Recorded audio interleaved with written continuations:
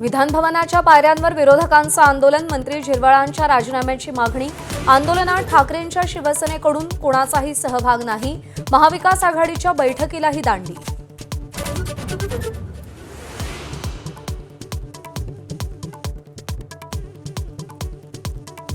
राष्ट्रवादी काँग्रेसकडून पार्थ पवार राज्यसभेवर जाणार, कोर कमिटीच्या बैठकीत निर्णय झाल्याची माहिती। 16 मार्चला होणार राज्यसभेची निवडणूक।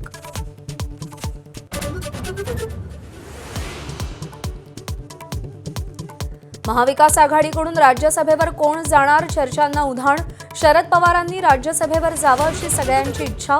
प्रदेशाध्यक्ष शशिकांत शिंदेंचं वक्तव्य, तर पुढच्या आठवड्यात उमेदवार निश्चिती, सतेज पाटलांनी स्पष्ट केलं।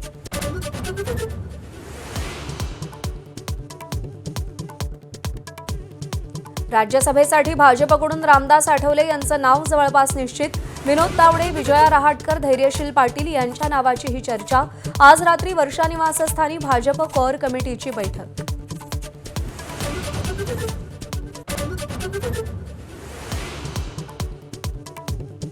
भाजपच्या 12 उपाध्यक्ष, 6 सरचिटणीस, 12 चिटणीसांसह युवा मोर्चाच्या अध्यक्षांची घोषणा। केशव उपाध्ये, पडळकर, अर्चना पाटील चाकूरकर, सुजय विखे उपाध्यक्षपदी, नवनाथ बन यांच्याकडे मुख्य प्रवक्तेपद।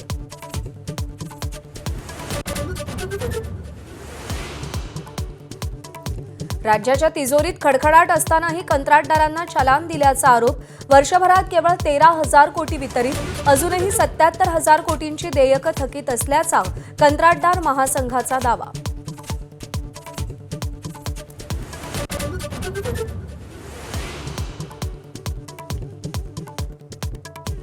गडचिरोलीतील मोहफुलाच्या दारू निर्मितीच्या कारखान्यासाठी नियोजित जनसुनावणी स्थगित। 9 मार्च रोजी सुनावणी होणार होती, माजाच्या बातमीनंतर प्रदूषण नियंत्रक मंडळानं जनसुनावणीची स्थगिती नोटीस काढली।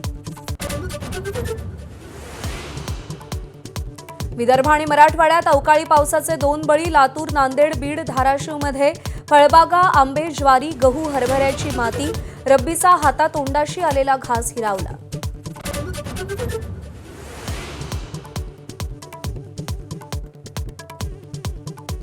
भारताचे सर्वपक्षीय खासदार पुन्हा परदेश दौऱ्यावर जाणार।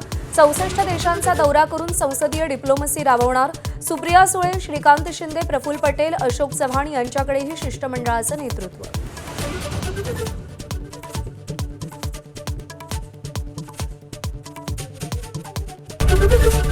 एबीपी माझा, उघडा डोळे बघा नीट।